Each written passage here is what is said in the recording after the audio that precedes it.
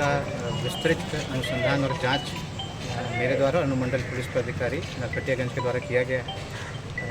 जो मृतिका हैं नाबालिग हैं और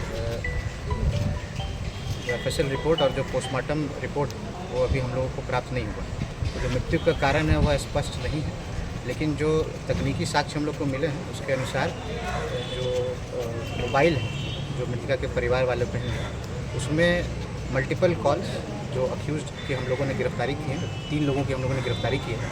उसमें से एक अक्यूज़ से निरंतर बातचीत पुराने की भी हम लोग का स्थापना, मतलब जान पहचान की इसमें संभावना से इनकार नहीं किया जा सकता है। और साथ में ही अपनी मर्ज़ी से वो यहाँ से गई है। और उसके बाद एक होटल की यहाँ पे बात आती है, होटल में पहुँचे हैं और उस होटल में जो वीडियो साक्ष्य उसको हम लोग ढूंढने में लगे हैं। जो होटल मालिक है उसको गिरफ्तार किया गया है, उसका बयान लिया गया है। तो उसके द्वारा भी बताया गया है कि 2 लोगों के साथ वहाँ पे जो बच्ची है उसका मूवमेंट था, साथ में वहाँ पे वो गई थी। उसके बाद कुछ जो दुष्कर्म है इनके द्वारा किया गया और उसके बाद जो बच्ची है उसकी सामूहिक रेप की बात नहीं है, क्योंकि सारा कुछ क्लियर है ना। आपको सीसीटीवी में भी जो गुप्ता अस्पताल है नरकटियागंज दुष्कर्म सर सामूहिक रेप, तो उसमें हम लोगों को जो साक्ष्य मिला है तो वो जो 2 लड़के हैं और जो लड़की वो होटल में गए हैं, जिसका वीडियो साक्ष्य हम लोग जो डिलीट कर दिया गया है होटल वालों के द्वारा, जिसको गिरफ्तार किया गया उसको हम लोग एफएसएल भेज के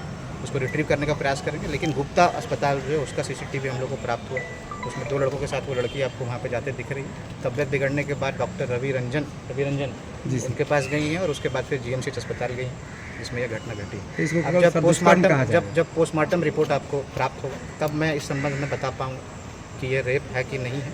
लेकिन क्योंकि जो कानूनन प्रावधान है 18 साल से कम उम्र की जो माइनर गर्ल है उनके साथ संबंध बनाना आपको रेप की श्रेणी में ही आता है, तो ये इस तरीके से इसका मैं अनुसंधान मेरे द्वारा आपको कराया जा रहा है।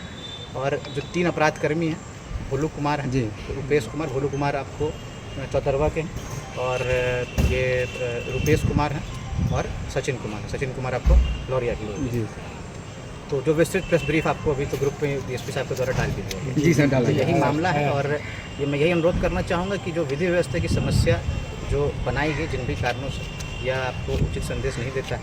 और क्योंकि जब से मैंने यहाँ पे ज्वाइन किया एक क्राइम के एक केस को मेरे द्वारा स्वयं देखा जाता है, तो सारा डिटेक्शन हम लोग करते हैं। तो पुलिस पे विश्वास रखना चाहिए। और अभी तक जो मृतिका हैं उनको अंतिम संस्कार भी नहीं किया गया है, वो परिजनों से मेरी बात हुई, तो शांति व्यवस्था बना के रखा जाए। दाह संस्कार तुरंत आपको जो दाह संस्कार है उसको किया जाए। हम लोग अनुसंधान कर रहे हैं, अन्य बिंदुओं पर भी जांच कर रहे हैं और जैसे जैसे चीज़ें निकल के आएंगी हम जो मृतिका के परिवार वाले हैं उनसे इसको साझा कर रहे हैं। ठीक, थैंक यू सर।